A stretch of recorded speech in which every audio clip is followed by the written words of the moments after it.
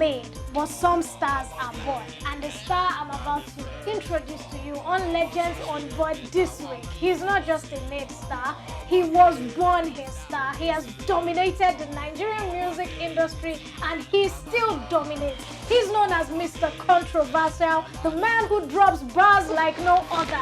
Let's not waste time. Let me make welcome to Legends on Board, first time ever, the rap god himself. It is Eedris Abdulkareem. What's up? Good afternoon, sir. Good Man, you're afternoon. welcome. You look good. Thanks, Jeff. Thanks. Man, it's fantastic to have you. So we Thank all know you as Eedris Abdulkareem. What are your names? You know, sometimes you cut out names, you put names. So what are your names, including pet names? My name is Eedris Abdulkareem. There's no middle one. Eedris Abdulkareem. Okay, so I want to ask a question. Growing up, when did you first have it in your mind that this boy loves to rap, this boy loves to sing, this boy loves to be in the entertainment industry? For me, it's a call, you know. Music for me, it's a call from God. I grew up, I was a table tennis player. I represented Kano State. Hey! But yes, music for me is a call, you know. I mean, I was sleeping one day and the microphone was a gold microphone and it was just flipping around, burning. And after I prayed about it, my mom prayed about it, I knew it was a call. you got into remedies. What was Remedies. Remedies, I'm sorry. What was that? What were you doing? Were you a solo artist? Oh, yes. Okay. I was a solo artist. I was in Kano. I wasn't in Lagos.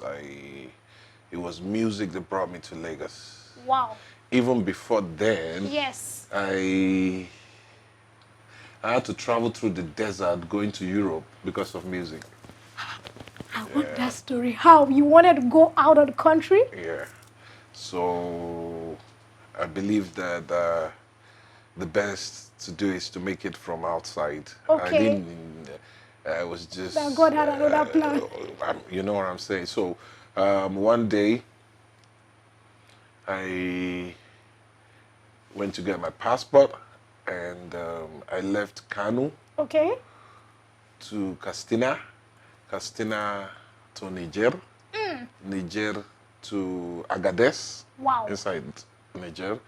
Agadez is the last border to Duruku, which is a journey of the desert that takes like 28 days. From Agadez to Duruku took us about 8 days. Wow. Then I began to think that, what am I doing here? Oh my God, what am I doing here? What am I doing here? We had 3 convoys, you know, 2 were the last one. Unfortunately, the tire of the 911 got sinked in the sand and the 2 left Jesus. and we were there. So we all came down, tried to remove the sand and all that. That took some hours. Then, thankfully, the guy was done and we got back into the 911 and we were leaving. Then it was just, then it stopped. He now told everybody that he's lost, that he can't find the road. I was so scared. I was like, really?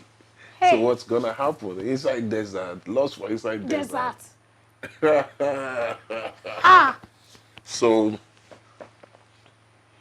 I experienced something and I understood that God had a reason. So this guy came, the driver came down and he was packing sand. You know, he was packing sand. He was just trying to make the sand as much as possible that he could pack. Then he picked his Quran and he started reading. It took him long time. Then after he finished reading the Quran, you know, he held it to his head and dropped it by the side. And he just packed just some sand. Then he poured it in the hair. And that was the first time I saw the wind, you know, started, you know, started rolling and going to a direction. I was like, whoa! The wind now went a direction. Then the driver was like, Asma Baradawa, Asma Baradawa, I found the road, let's go. I found the road, let's go. Ha! I was like, whoa! For the first time I experienced that. Now, after another 5 days, we got to Duruku border. Okay. That is the next one to Benghazi Yes. in Libya. I was very hungry, I was very tired. So there's this guy selling tea and bread. I went to him and I was like, please can I have some tea and bread? The black guy. I said, are you a Nigerian? He said, yes. He said, but I cannot give it to you tea and bread. Why? He said, I've been in this desert, that he's been in this desert for the past 8 years. And this business is all he has to move to Libya. And in this desert, he said one thing. It's called lucky for the winner, ekoroju for the loser. Jesus. I was so damn scared. I still use that language up to today. I went to the Nigerian Air Force camp. Okay. And I went there. I knew definitely that there must be somebody that would speak Hausa. Yes. So I went there and I was trying to talk to them that I'm a Nigerian, I'm an artist, I was just trying to travel and just go become somebody for myself and my family and my mom. But I made up my mind, I'm going back to Nigeria. I don't know if you guys will help me. And the guy was like, where are you from? Oh, great. So our plane will be here tomorrow. We can go together. That was it. Wow.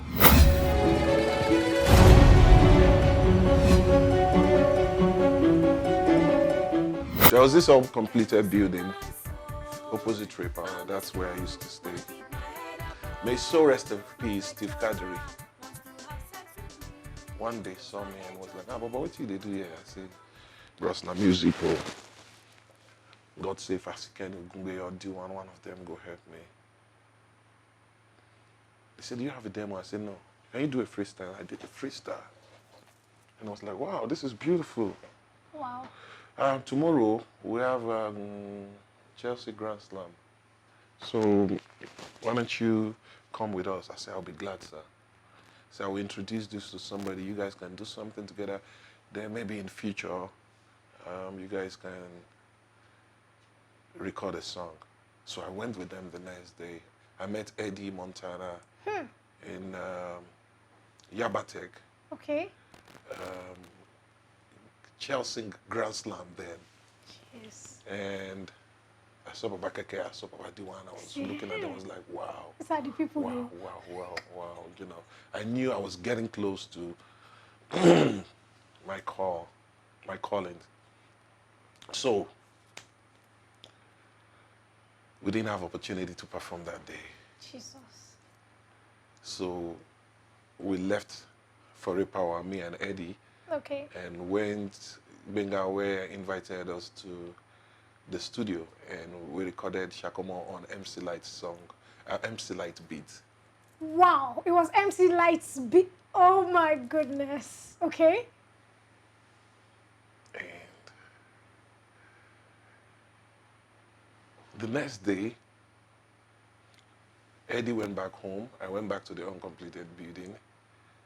And Steve Kadri came and was like, okay, Baba, come. Let's go. So he took me inside the library. He now told Sula, so he said, Sule, in case Baba Keke come or D1, I want you to tell any one of them to listen to this boy, please. That Chief Raymond Okwesi sent me on errand. So he left. Baba D1 came inside I guess he was not in a good mood that day. And the way he looked at Sulaso looked at me and asked me to leave. So while I was leaving, something told me that I've told you you're not going to make it in this Lagos, go back to Kano. Hey. And another spirit says, easy, let Steve comes back and go and meet him and tell him what happened. So I chilled. I went to pray. And Steve came back and was like, Baba, what's up? Have you seen Baba Keke? I said, no, he'd be like, say, Baba, do you want no day, good mood? So he was like, no, let's go. Wow. So we went again. This time, Kenny Ogumbe was presenting with the one on radio. Then Steve waved at him and Keke was like, me. So Keke left what he was doing. Opened the door to the next studio. I was the next person and he was like, hey, how you doing, man? How you doing, man? You good, man? Wow. You good, man? I was like, whoa. And Steve was like, Baba, please listen to this. And Baba was nodding his head. And I was like, wow, this is going on the radio right now. Wow. And that was it. Wow. Okay, so literally they call you the controversial master. There was a song you came out with, the Wakawiki MCs. I'm still tracing. And in that song, you asked the Plantation Boys to divide. And shortly after they did, I don't know if it was your advice. How come you became so controversial? Is it speaking the truth or you are controversial? I don't know. Which one is it? When people don't like the truth is bitter. People don't like truth. And when you speak truth, to them it becomes controversy. Because truth is bitter. Yes. And they don't like to hear it. Tony Tetula teamed up with Plantation Boys to release Omodimeta and Shiri. Yes. And it was now right time for me to talk about our story and to say the truth the way it is. Yeah. To Two-Face, Blackface. So in that song, God said that Two-Face is the plantation, the rest were the boys. So I said it. And I also said, Two-Face, don't let it get to your head. Yes, you did. Because I knew he was going to make it. Yeah. Now, coming back to the industry, you're one man that has fought for artists. Right now, we see our Nigerian artists like the likes of the Wizkid, Mr. Easy. They fly on first-class planes with international acts. The last time Nicki Minaj was in town, she was side by side with Tiwa Savage. That's right. Which would never have happened. Now, the flog artist that time. 15 years ago. Of course. 18 years ago. Now, there was this battle that came up with you and the 50 Cent saga. And, a lot of people that would have supported you, that would have seen that vision that Nigerian artists deserve to be treated like international artists, which goes on now, didn't see that vision. How did you feel about it? Oh, like I said, yes.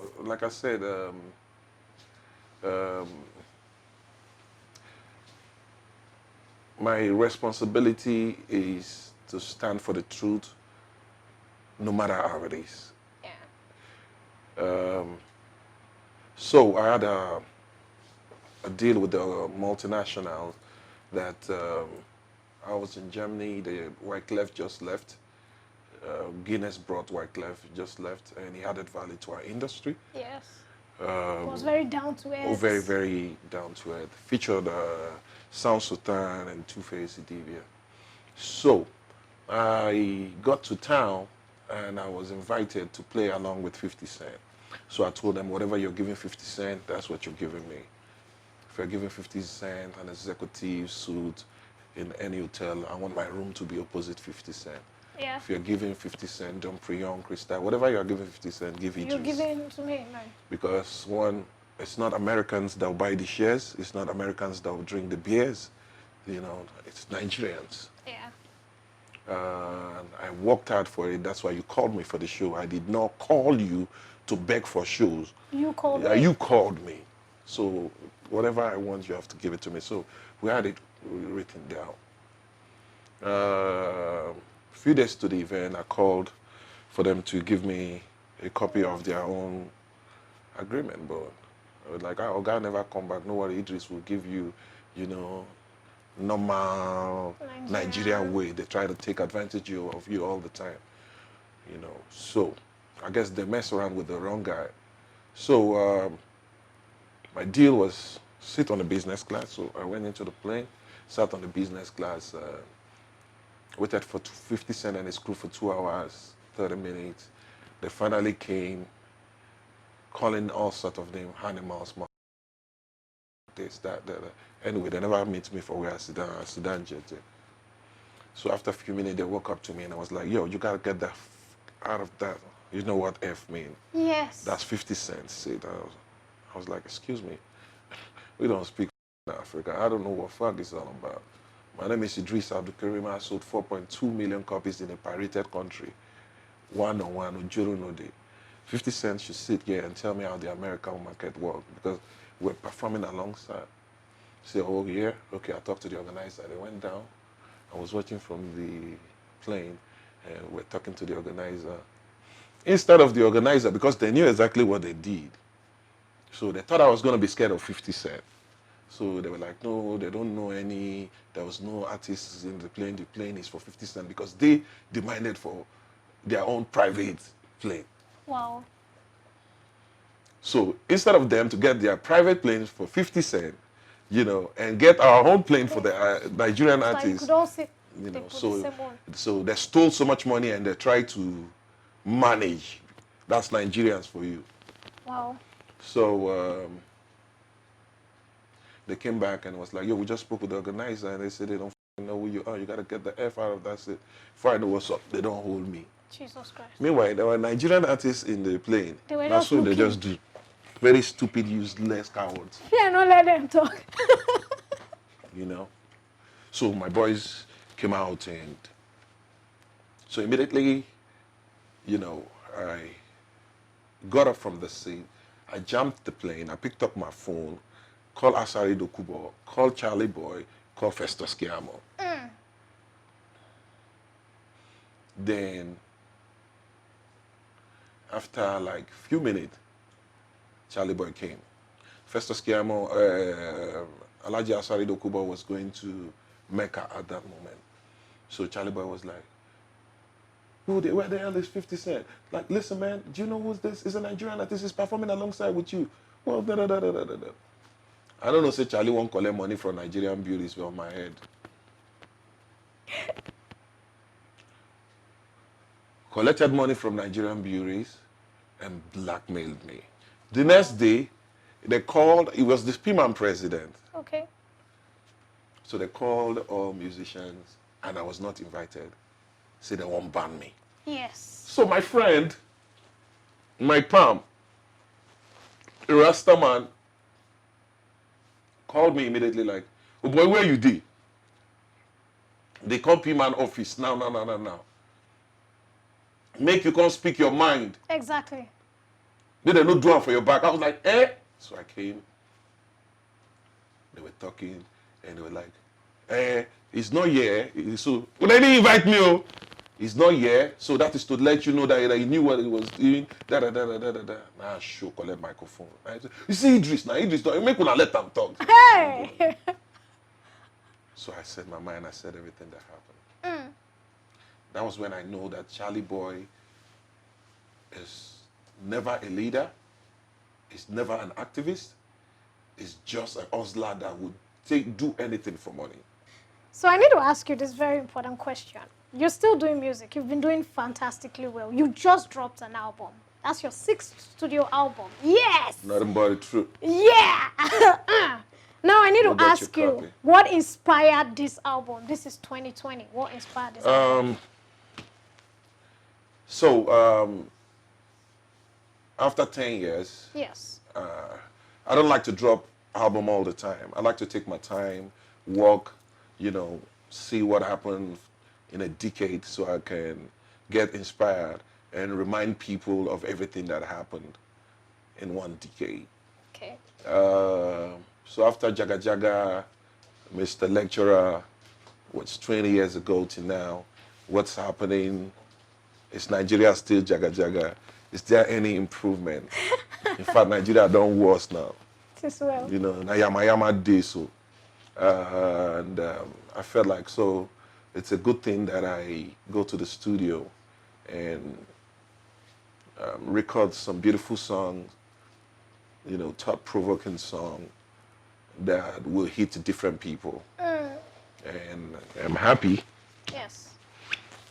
Not everybody threw this out. Go get your copy. I mean, it's on all digital platforms. Okay. Country Hard is a song that features Sound Sultan. Beautiful song. That's the one Yes. we're promoting now.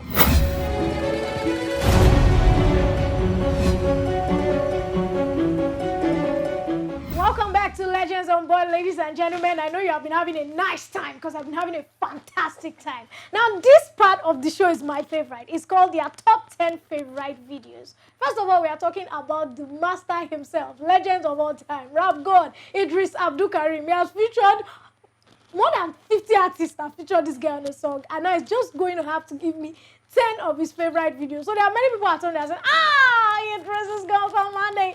But he won't be able to call everybody's name because those songs are there. Do you understand? Do you understand? So let's put on the hot seat. And this is your favorite top 10 musical videos of all time. Just 10. Wow. I mean, Yes, now. FEMI KUTI. All right, guys. So one last question for you, and I'm going to let you run because I know you're so busy. What's the advice you have for young people out there, young artists that are struggling? That looks like the market's so hard for the market to go through. Make sure you put everything in God's hands. Pray very well. Work very hard. Be original. Wow. Don't copy anybody. What will happen in physical will happen in spiritual first. Make sure that you are spiritual, but not religious. Okay, guys, they say when you're having fun, you gotta run. I've had a fantastic time. But don't forget, you can watch this show again and again. Go to @Rave TV channel. Click on the episode Eedris Abdulkareem or any other legend you want to listen to. My name is Swift Sugar Mommy. I want to say a big thank you to everybody that made this production a success. And of course, you that took your time to watch. I was styled, of course, by the fantastic Fashion Overdose and Zyrate Boutique. God bless you, Mommy. Thank you so much. Heba Lima, and thanks for watching. But we will not just go like, we got talent on a chair. Yeah, Daddy. Eedris Abdulkareem, remember, give us a freestyle. Oh, Yo. yeah. Muhammad Ali found his root in Africa. Rumble in the jungle. I swear the king is humble. Jesse Jackson, O.J. Simpson, this is black history. Andrew Young visited Africa in the late 60s. Legend. Bob Marley make the large difference.